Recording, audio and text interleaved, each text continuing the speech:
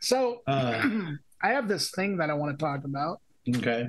I found this and I thought that this might be kind of comforting Hmm. in a very, very bizarre way or maybe a dark way. I don't know. Hmm. Okay. We talk about a lot of subjects on this show, you Hmm. know, Hmm. and I found that this just happened. This appeared in my algorithm on the social medias today. Hmm. And it's an article, nine rock stars who died and were brought back to life. And I just thought you and I could enjoy this list for a little bit. We could, we could sit back and we could talk about nine rock stars who died and were brought back to life. They didn't just die, Eric. They didn't just curl up and die. Okay. They decided to come back. Sometimes they come back. So Can you do the intro while I laugh? Because I'm going to die.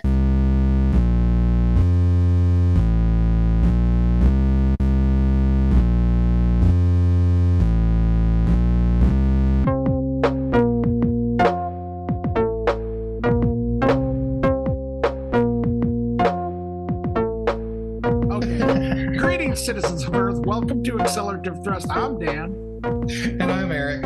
And today we're going to talk about nine rock stars who didn't just die. They were also brought back to life. They were brought back to life, Eric. Okay. I got to say, this is one of the stupidest things I've ever heard. Very stupid. But yeah, okay. Let's hear it. All right. Let's hear the nine. First, Slash. Slash was dead. And you know what he did? He got a visit to his hotel room at 5 a.m. from some drug dealers. He was blue. He took all of it and then he collapsed Okay. and went into cardiac arrest. Now, they took him to the hospital, but he said he was fine. And then he signed himself out, went back to the hotel, and they flew to the next gig. So he's not dead. He's alive. So these are all just going to be like drug overdoses. No, hold on a second. I was thinking of like Weekend at Bernie's 2 with the voodoo drums. Well, now hold on. Like that level of coming back to life. That's just number one, okay? Okay. So let's see. Number two is Nikki Six. Okay. That doesn't really Yeah. that doesn't help the case at all. That's like his greatest accomplishment in life.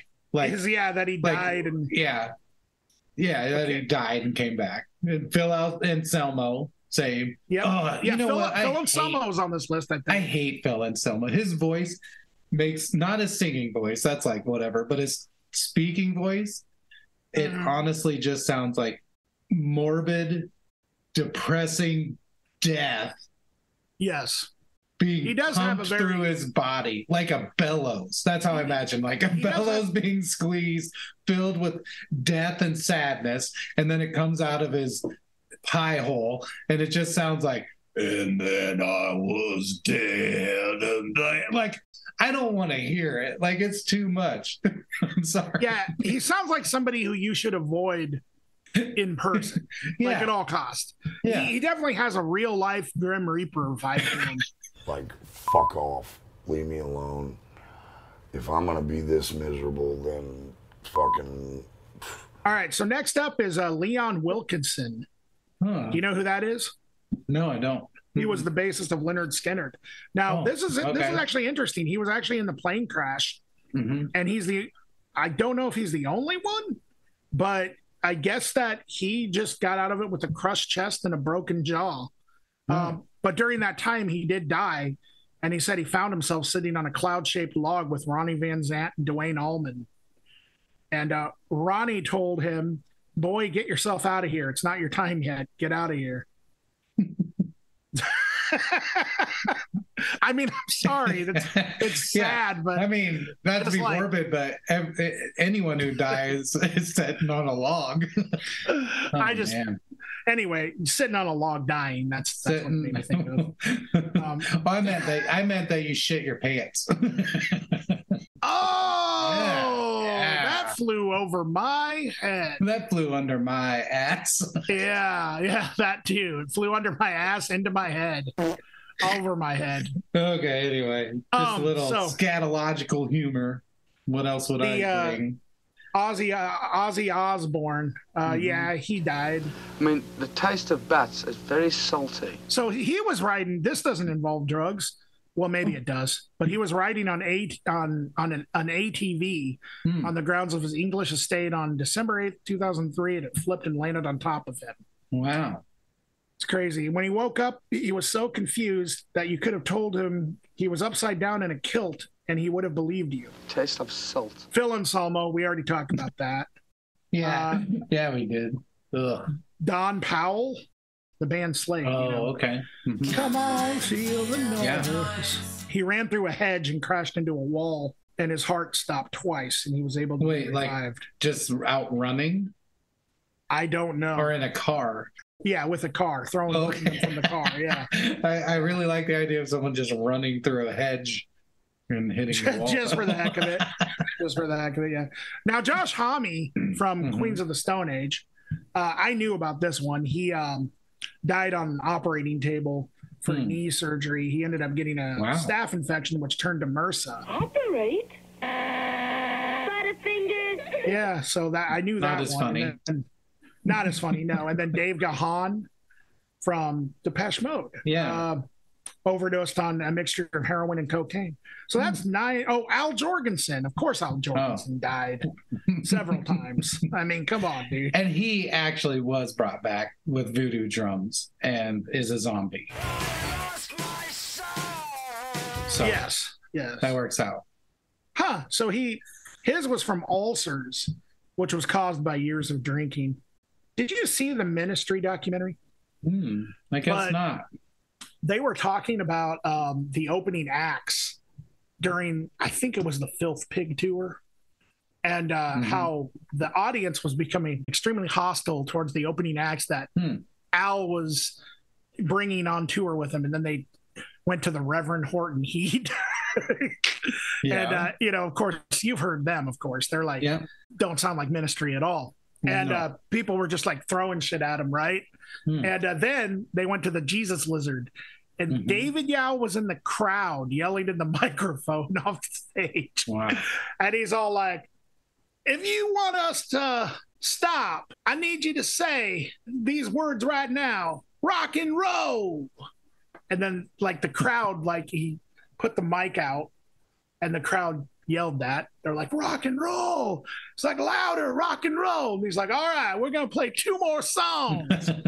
And they played 2 more songs. And I can't imagine that Jesus Lizard would have been that, like hated on Ministry tour. Like, that is weird. They're heavy.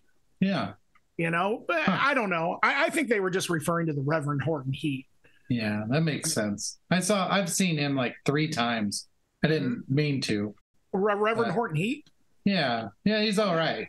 I saw him on this cool show called the Texas on the Road tour or something like that. It was at Call Ballroom in Davenport. And was that with Butthole Surfers and Toadies? Yeah. Okay. Yeah, it was really cool. Toadies were phenomenal. Eric, this would be the perfect opportunity for me to ask you a question that I've actually kind of had on the back of my mind since you made a comment actually a while back about the Toadies and how you said they were highly problematic. Now, could you expand on that a little bit? Like what makes Toadies super highly problematic? Sure. I will talk about that because it's something that I've been thinking about a lot. So it's been around for a long time, this sort of like idea that men show their sensitivity and caring through like aggression and violence and like stalking and like obsessing and stuff. Like it used to be, I think, sort of like how men show their sensitivity, or at least in media. And I think that's messed up.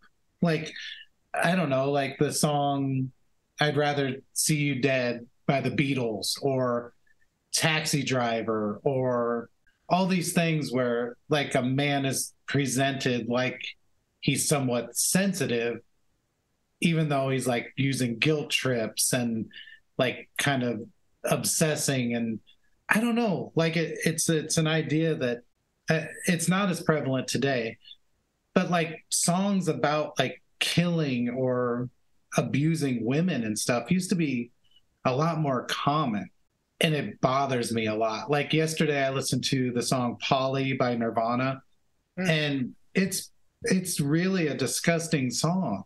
Like, I don't know how else to say it. Like, I know that obviously Kurt Cobain's writing as a character, and that's fine, but why be that character? Why be someone that, I don't know, treats women that way and hurts people and stuff? And like, that used to be kind of, I don't know. It's weird. I get the same vibes from the Descendants sometimes, like just like how friend zone, you know, like the friend zone, like that idea is really gross to me. And I don't know, just like, and the Toadies, for whatever reason, utilize that kind of thinking and those song subjects a lot, like fairly often, where Todd Lewis, and like I said, this is obviously a character or whatever, but he presents himself as this hurt, sort of solitary man who is actually deeply sensitive, so sensitive that the only way he can express himself is through like violence or like, yeah, like stalking or whatever. And so I just think that idea is like super antiquated and dead, and it should be, because it's gross. But to go back and listen to some of that stuff or watch some of those movies or whatever, read some of those books, it's like, I don't know. I'm glad it's kind of not as acceptable as it was, but it used to be pretty prevalent, and it has been for a long time. So that's what I'm talking about when I talk about the Toadies being problematic. Like, there's just a lot of songs where the protagonist is sort of this hurt person who hurts people, you know? Mm-hmm. And so, yeah, sorry to go off on that, but that is like my observation. So. I think that's a fair point.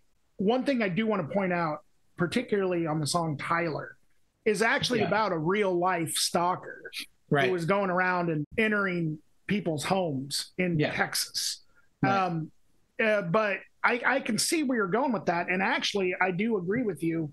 But unfortunately, the whole friend zone thing that you were talking about is far from dead.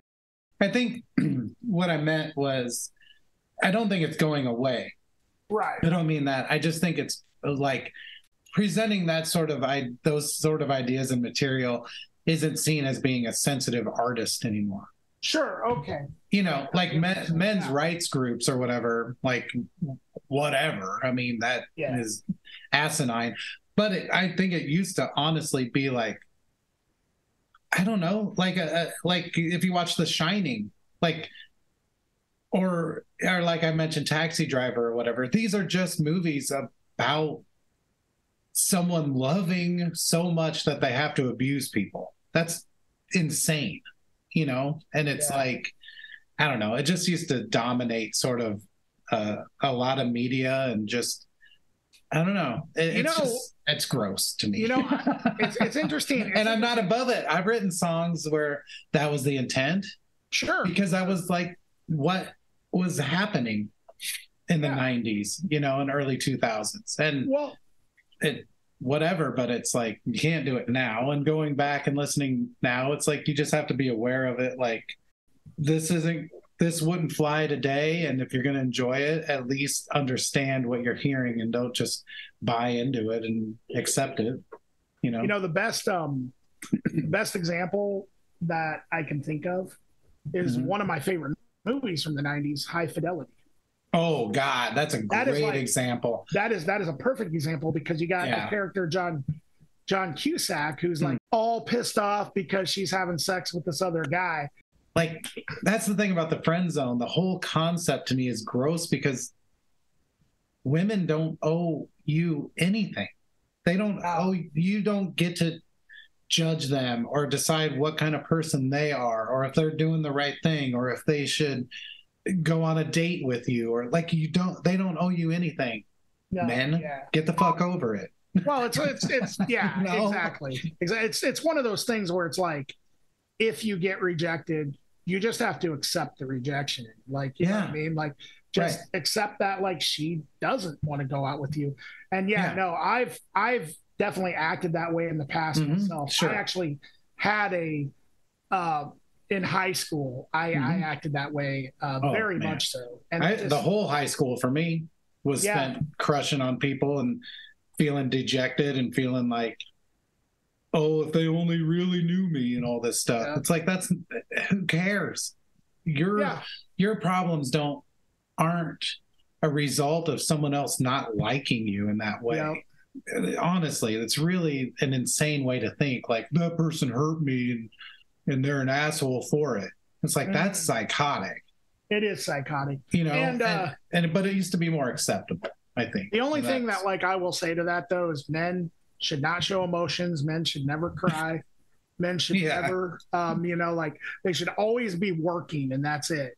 Right. And they really shouldn't have conversation with people at all. They should just be stoic, be inside every day. Yeah. And oh man, don't even get me started on stoicism. Jesus Christ. For whatever reason, YouTube started showing, like, suggesting these videos to me, and I watched a couple of them. I'm like, I hate this. I fucking hate. What are they about?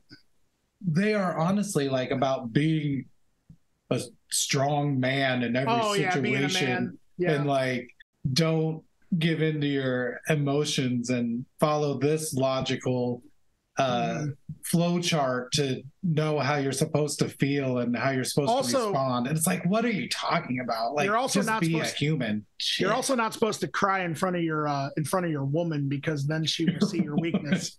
Oh God. No, seriously, that's that whole manosphere thing that I'm telling you about.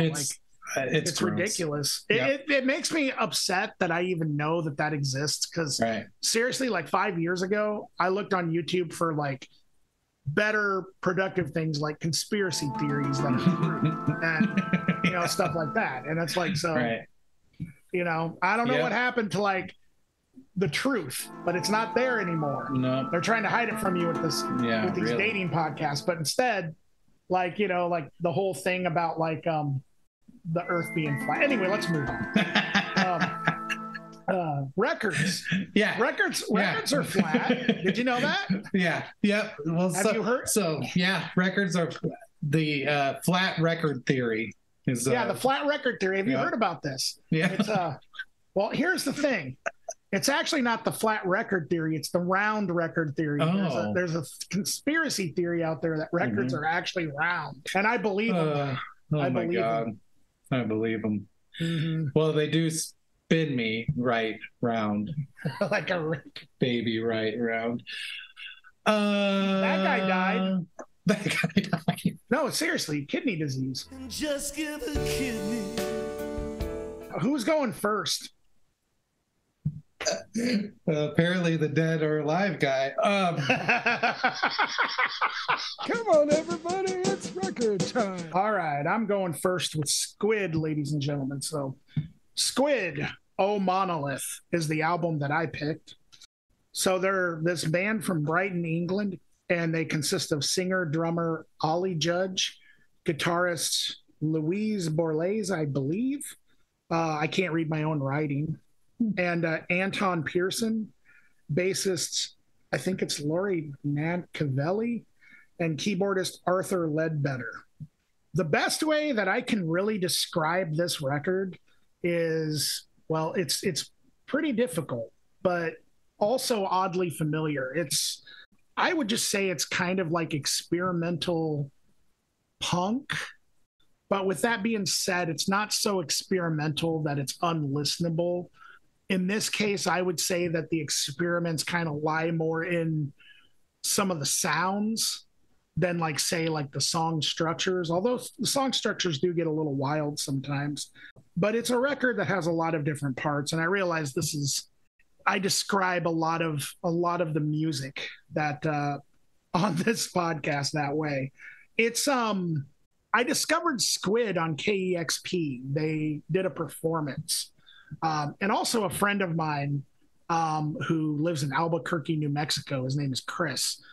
he turned me onto these guys with their first album and said, "Hey, this is something that's kind of interesting. I think maybe you would enjoy it." And I watched the live performance, and I was immediately intrigued. I thought that it was really cool. So yeah, it starts off with kind of a standard. Well, I guess I don't want to say standard, but just like it's an indie rockish, punk rockish song. But then from there, it gets really, it just kind of gets weird from there, which is what I really, really like about it. The singer there's use of like robotic effects on the vocals in one of the songs. There's definitely like synthesizers. The percussion is really, really interesting. Vocals, really, really interesting. The guitar parts are kind of a little, I don't know. I guess you could say sort of subtle in some places. Like sometimes I'm not sure if I'm hearing a guitar or if I'm hearing a keyboard sort of thing, which I really like about it as well. But it goes into a lot of different territories. I mean, there's parts of it are very noise rock, parts of it are very prog rock. There's even some elements of like funk and soul. Particularly, there's one song that goes into like a really like soul sort of sound. It's a really just overall a cool sound that this record has. When you do hear the guitars, which I mean, that's really, when I talked about the guitars being subtle, that's really only in a few parts. When you do hear the guitars, they're very warm sounding. The tone and the production is excellent. The way that this album kind of twists and turns in some spots is really cool. Some of the songs are lengthy, which sort of, I don't know, I would say definitely like krautrock is definitely a reference here. Yeah, the song structures are just extremely interesting. I would say like probably the star of the show is definitely the use of the synthesizers. I think that they incorporate that into the mix very, very well. Yeah, the percussion also is one of my favorite parts. I think the drummer utilizes some really interesting rhythms. As far as like what this reminds me of, the band Exec that we reviewed a while back, there's some stuff that reminds me of like Unwound, Six Finger Satellite, Kraftwerk, Retros, Oneida, and then there's some Talking Heads, Modest Mouse kind of stuff going on in there, Radiohead, and then I would say Can and King Crimson, and I would even say like the band Haploid from Des Moines. I think that there's a lot of that kind of stuff going on, and yeah, there definitely is sort of like a sort of like 70s new wave type thing going on as well. I could even see like something like I'm trying to think of like a band from that era. Anyway, what did you think, Erik? Suicide. Yeah. Suicide is the band I was thinking of. I get that. Mm-hmm. Yeah, Squid. I liked it. Yeah, like you said, it's like rhythmic. I thought it was really jazzy too, at times. Very eclectic. It let itself get funky at times, which sometimes I don't dig, but sometimes it works really well. Like you mentioned retros. I would say that for me is a good example of things that allow itself to get funky, or like Savoy Motel, right? Is that what they're called? Yeah, Savoy Motel. Yeah, they also did a nice job of that, of being funky, without it, I don't know, crossing over into like a parody of funk. It also has a really big indie sound to me, and good portions of like post-punk and garage rock revival stuff for me. Yeah. But yeah, lots of cool elements working together.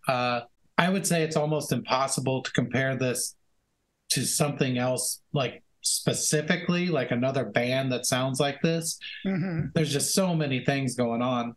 but it definitely all works together and sounds like Squid. I think the performances are great overall, like you said. The production is like flawless. I really enjoyed listening to this record because of the production. Because the production is like so crystal clear and clean, I think that works on a lot of different levels. Because for me, what I really enjoyed about this was how each sound in it sort of carves out its own space, and it doesn't really interfere with everything else that's going on or everyone else's performances. And because of that, it really adds to the overall like clean and intricate sort of sound of it all, which for me, I think the production is equally as important in that. But like you said, the percussion for me definitely is like the scaffolding for the whole thing. And it does have this very krautrock kind of feel to it. But with that being said, I don't think it really stays so rigid that it never like moves or changes within the song, which I think a lot of times that description of krautrock percussion and rhythm kind of indicates that it is very rigid. I would say this is rigid within the moments that it's in, but it's free to move and change, which is really cool. Overall, yeah, I thought it was a really cool listen. And yeah, what they set out to do, they accomplished very well. Things that it sort of reminded me of: Can, for sure, Wire, Pere Ubu, Hot Hot Heat, The Liars, Television, Pavement, Animal Collective. So, you know, all that stuff seems really different, but then at the same time, I think you can see how they're connected, at least as far as like maybe philosophy or approach or things like that, or even sounds.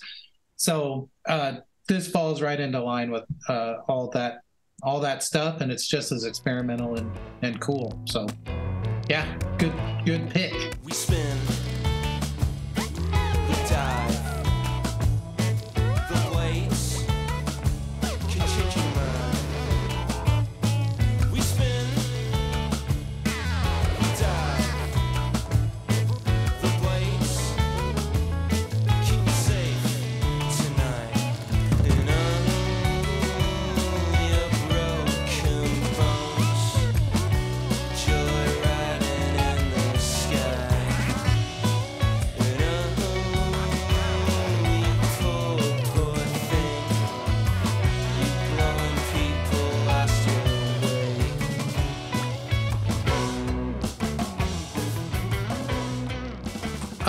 My pick this week is a collabo between Full of Hell and Nothing. It's called When No Birds Sang from 2023. So Full of Hell is grindcore. I wouldn't say it's basic grindcore or anything like that, or derivative grindcore. I think it's interesting stuff, but at its core, it is grindcore. They're from Maryland and Pennsylvania. Nothing is post shoegaze, maybe ambient at times. They're from Pennsylvania as well. And this is a collaboration between those two projects.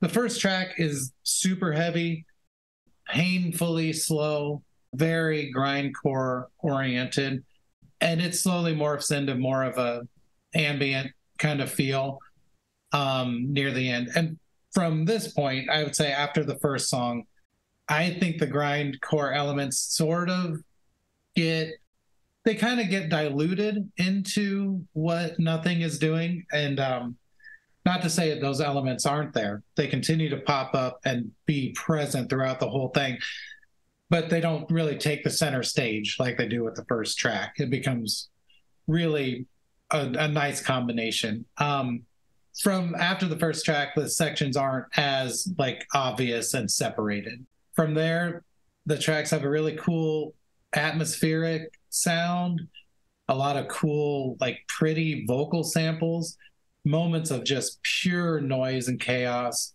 dreamy ambient stuff, mellow shoegaze, but also there's always this presence of this excruciating like heaviness just under the surface of all this, just waiting to bubble up and come through and and I don't know, rip your ears out, kind of. Mm-hmm.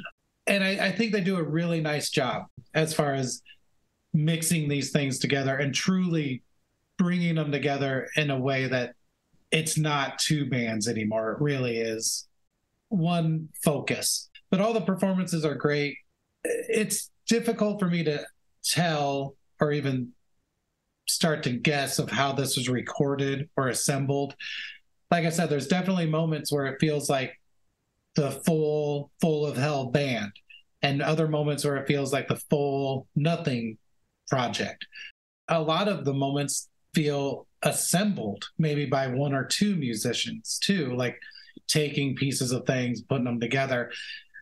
Like I said, the construction of this, I don't know how they did it. I'd be interested in knowing, but the effect of it is really cool. Overall, it's a pretty brutal, dark and brooding, but it sort of can't help but be angelic and almost uplifting sounding at times. Just really pretty. Things that it reminded me of, Jesu for sure. I think a lot of like Justin Broderick stuff, you know, it fits in well with that stuff. Mogwai, Khanate, that Naja group that we reviewed not long ago. Yeah, stuff along those lines. I thought it was really heavy, pretty, and really nice to have on, to be honest. Like, I think it gets close to being challenging at times, but at its core, I think that it's just a really enjoyable project. So what'd you think, Dan? I like this a lot. I don't know much about either of these bands. Mm-hmm. I've heard the name Full of Hell because our friends in Closet Witch have played with them. Mm-hmm. And in fact, may have even toured with them. I don't remember. Mm-hmm. But I know that they've at least played with them at least once. And I believe are friends with them. Yeah, Full of Hell and Nothing, When No Birds Sang. I think this is a really well done combination of doomy noise metal, definitely a grind component for sure, because Full of Hell is a grindcore band. Then atmospheric shoegaze, which, judging from the description of Nothing, that makes total sense. Yeah, it starts off really heavy, and then it starts to give way more to, I believe, the Nothing side of things, but with definitely some noticeable elements of heaviness there.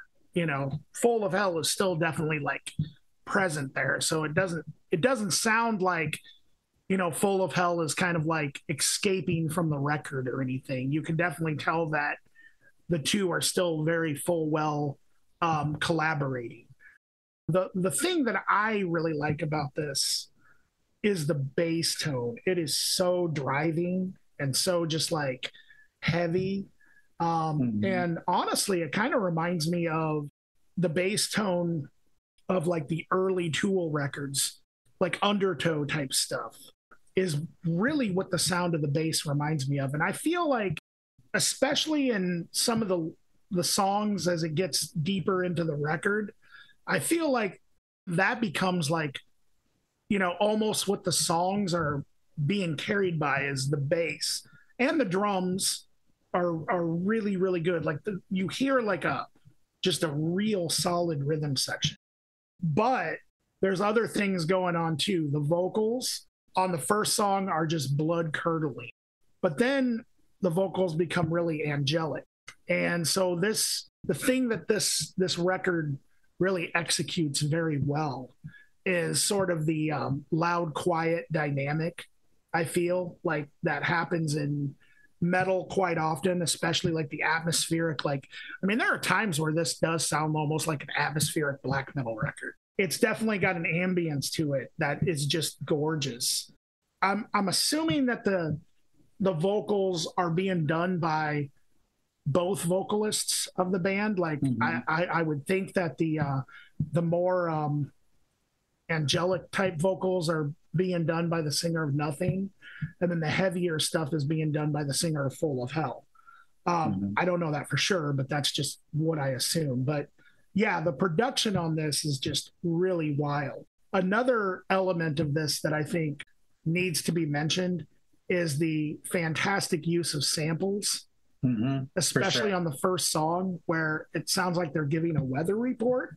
And it's just awesome the way that that's being kind of thrown into the mix and everything. And I don't think it's just being thrown into the mix. I mean, maybe it is, I don't know, but it definitely sounds like there was a purpose for that being there, you know, at that time. If nothing else, it definitely adds to the ambience of the whole project. And the guitars are just very dreamy and very dreamlike. So, I mean, you know, I definitely do feel like, for the most part, like the production and the tones of the guitars do tend to kind of lean more towards like a shoegaze type sound, like especially when you start getting into like tracks, you know, 2, 3, 4, you know, stuff like that. But when it does get heavy, it gets heavy. I mean, like really intense. So yeah, I think if you're into atmospheric metal of any kind, and also like sort of doomy noise metal or grindcore even, or just full of hell and nothing, I think that you will be into this record. As far as the stuff it reminded me of, 100%, first thing I wrote down was Jesu and Godflesh. But it also reminded me a little bit of Isis, a little bit of the Melvins Lustmord record, Neurosis, Swans.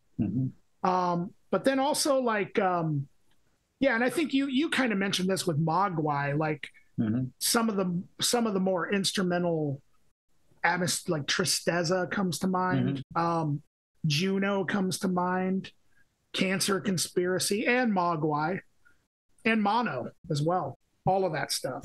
This is definitely for you if you're into any of that. You know, it's definitely like a atmospheric metal record done very, very well. And I think it's really cool that they collaborated, because I assume that each of these groups, you know, like records don't really like, I'm not sure how much Full of Hell really delves into like shoegaze territory on their own. Maybe they do. I don't know. I would assume that Nothing probably doesn't really delve into like, you know, the grindcore side of things very much on their own either. So it's really cool to see like those two worlds come together. Yeah, for sure. So yeah, I liked it a lot. It was really done really well.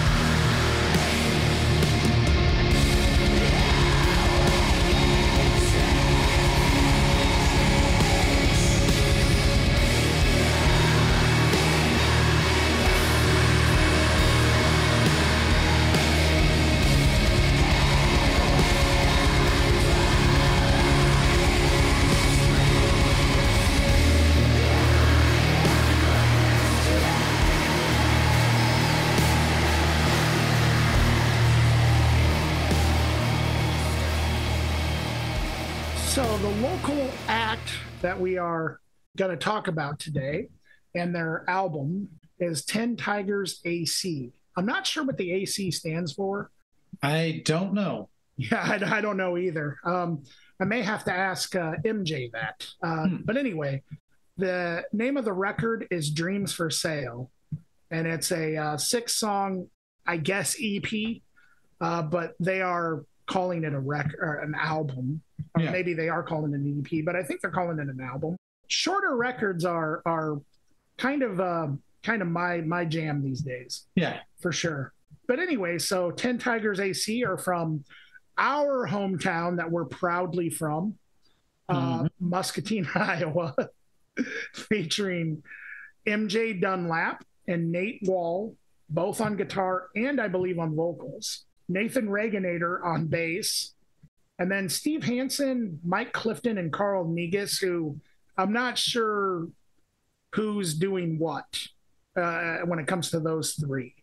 I'm not sure who the drummer is. A lot of these guys are from a band that was from Muscatine a long time ago called Burnt Ends.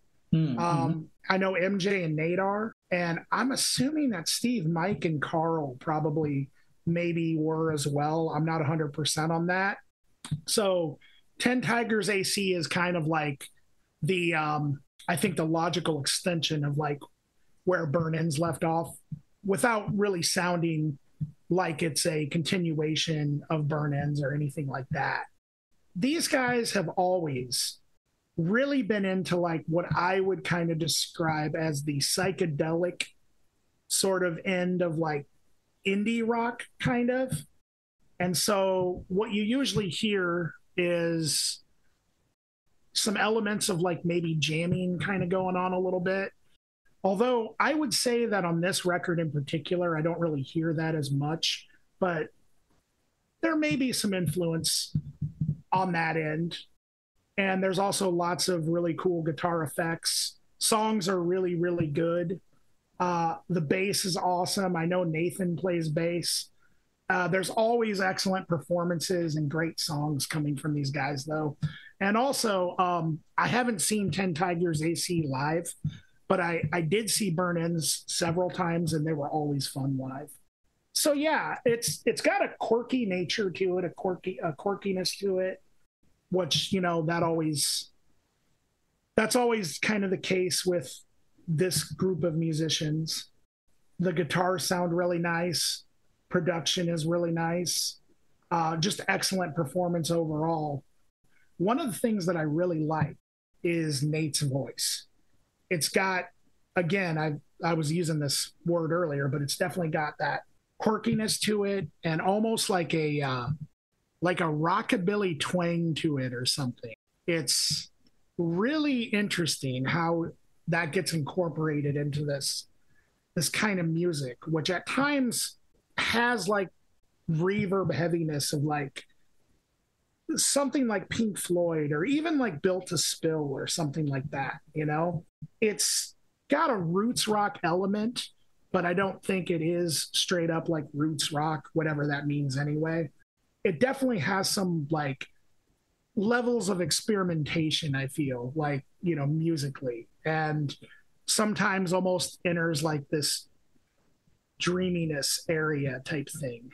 One of the things that I really like is this song called Pancakes, where I think it's Nate and he's singing about all these memories. It sounds like it's got a really like human quality to it. And it made me really smile because it's almost like he was sort of recalling like either his childhood or maybe like acknowledging like his own child's childhood or something. And one of the memories that he references in the lyrics is having pancakes for dinner after all of these sequence of things that are going on throughout the day.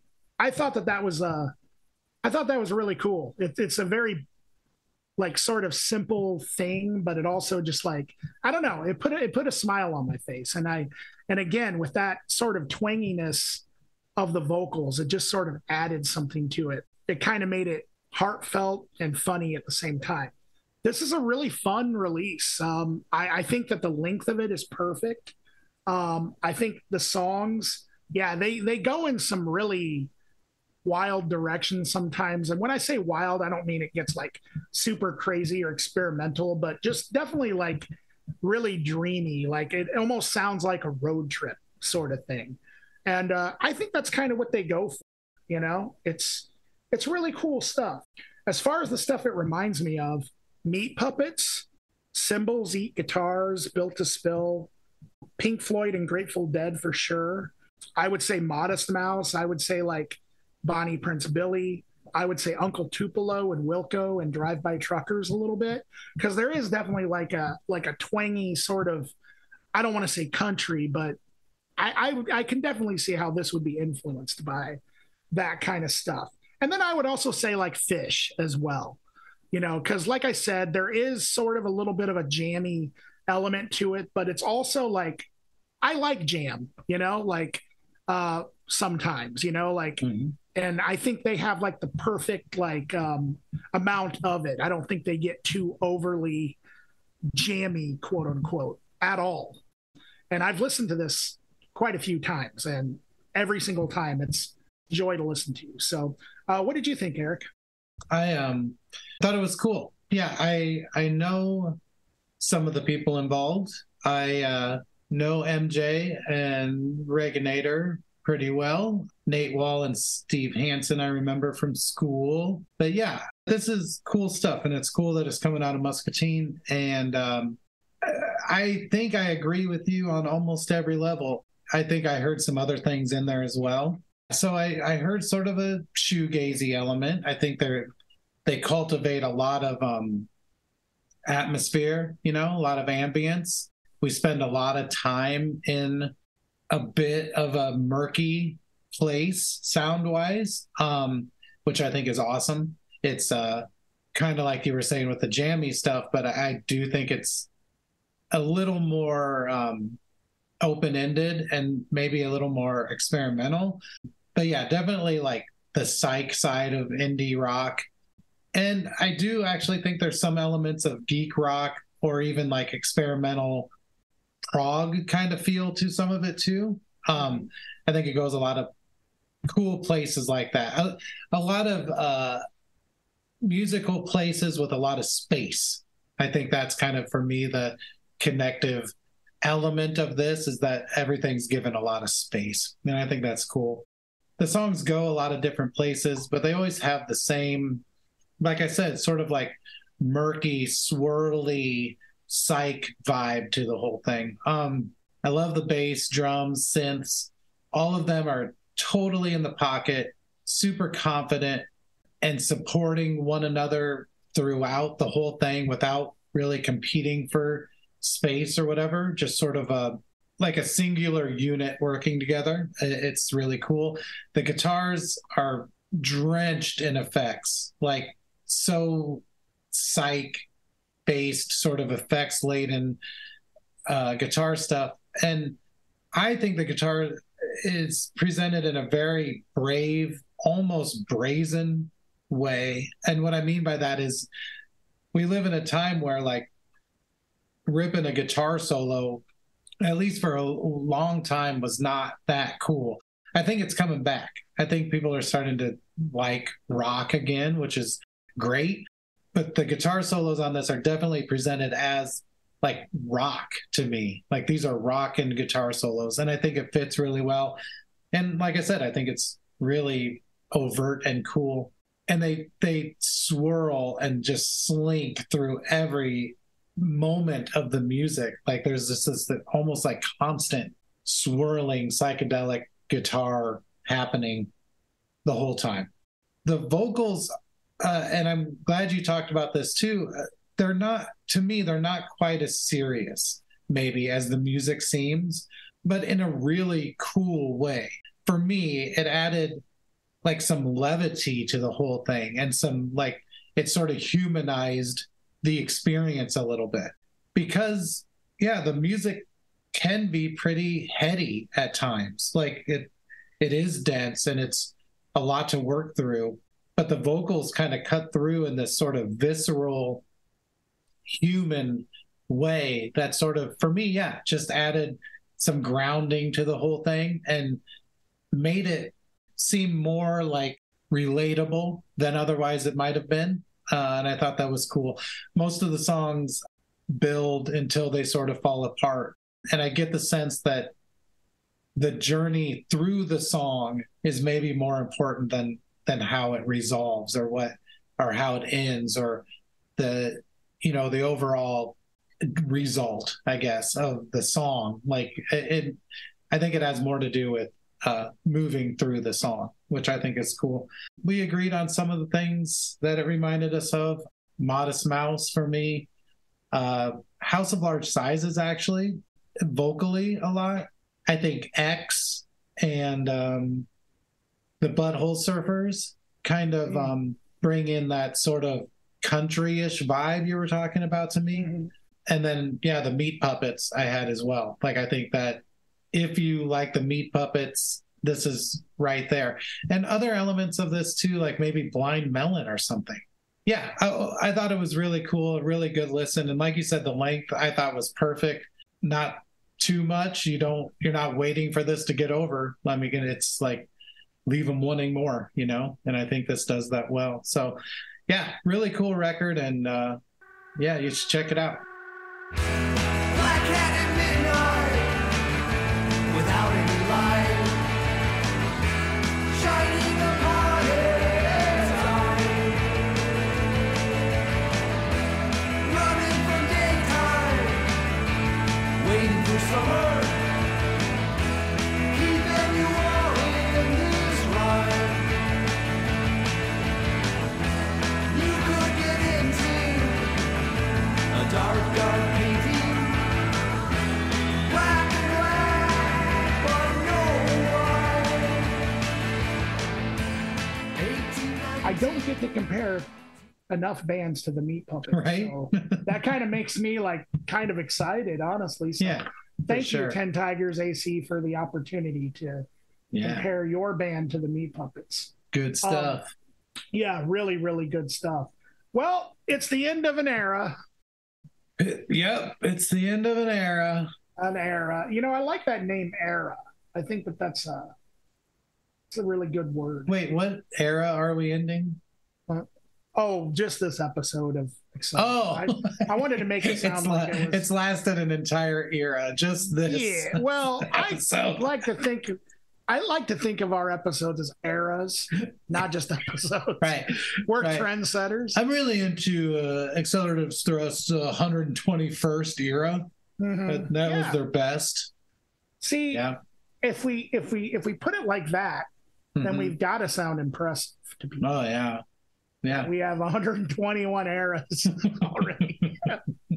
Now, okay, Oh, so goodness. here's a question. Yeah. How long does something have to exist for it to become an era? I think an era is probably defined by its difference from what came before. You know what I mean? More so than a specific time period. So I could invent something now Yeah. and then destroy it in 2 minutes. And then I just created a 2-minute era. Well, but you have to create something new. Uh-huh. Without a Well, yeah. new era, there is no old era. It's just a thing that happened. Okay, so I have to create something completely new. Yeah, but it also has to be connected somehow, right? Well, Like there's no eras of, I don't know. Yeah, it's got to be connected too. It's got to be of a similar thing, but different enough that it's distinguishable from what came before. I think. I don't know. anyway. So with this episode, we've entered the era of serious, opinionated conversations about men's rights groups. Mhm. And also, It's going to be every episode, so get used to it. damn, Damn. that should be like, if you like want to censor yourself Yeah. and you don't want to say damn in front of kids, just be like, ham, Oh, ham no. God ham it. Hog ham it. Oh my God, Fine. this is killing me, man. Man. All right. You know what? I think this is a pretty good ending point. Yeah. Yeah, I think we've said all that needs to be said. Let us know if you, as usual, let us know if there's somebody out there who you think we should be talking about. Yeah. We're always wanting to hear new stuff, and yeah, all you have to do is send us an Instagram message, or you can message us at accelerativ.thrust@gmail.com. Yeah. And tell us about your band. Tell us about your friend's band. Tell us about strangers' bands that you like and think we should check out. And Yeah. We're always looking for new stuff to listen to. And we want to hear from you. Honestly, we want to hear from you. It's really nice to Absolutely. not just be talking into the void. Yes. I mean, that's okay too, but yeah. You know, when you talk into the void talks back at you, and I'm kind of sick of the void talking to me because I'd rather talk to people. The void doesn't always like say nice things. Right. Yeah. It's like, enter me. That's what it says all the time. Enter me and the pain will go away. And it usually does it in like a Phil Anselmo type voice. Too. Yeah. It's like, hey, how's it going? You sure you don't want to just join me in the void? Oh man. God, that guy. If I never hear his voice again. He really is something else, Phil Anselmo. Yeah. And I'm sorry to all the Phil fans, all the Pantera fans. It's not really about the music. I'm really talking about his interviews. Like it makes me sad. It brings me down. I'm filled with dread every time I hear him talk in an interview. I can't explain it. Well, that's the truth. You know someone's voice who I can't stand, and this is probably a hot take. I can't stand Jello Biafra's interview voice, man. Oh yeah. I really can't. I can't even listen to him talk. Like, I'm sorry, but it stops with the dead Kennedys for me, man. Yeah. That's it. Well, there you go. Hey, send us a message. Tell us whose voice you hate, as long as it's not ours. And that'd be fun. Yeah. Definitely. I'd like to hear that. Maybe we'll do like a best and worst voices of 2023 list or something. Yeah, and we'll do impressions of all of them. Impressions of every single one of them. Yeah. Even though I am the worst at impressions. We'll find out. Yeah, we will find out. Wow. Well, all right, thanks everybody for listening, and thanks for joining us for a whole new year of music talk. Whole new year, lady. A whole new year. And, a year of stuff that isn't cool, or maybe is. All right. Thanks for listening, everyone. Bye. Bye.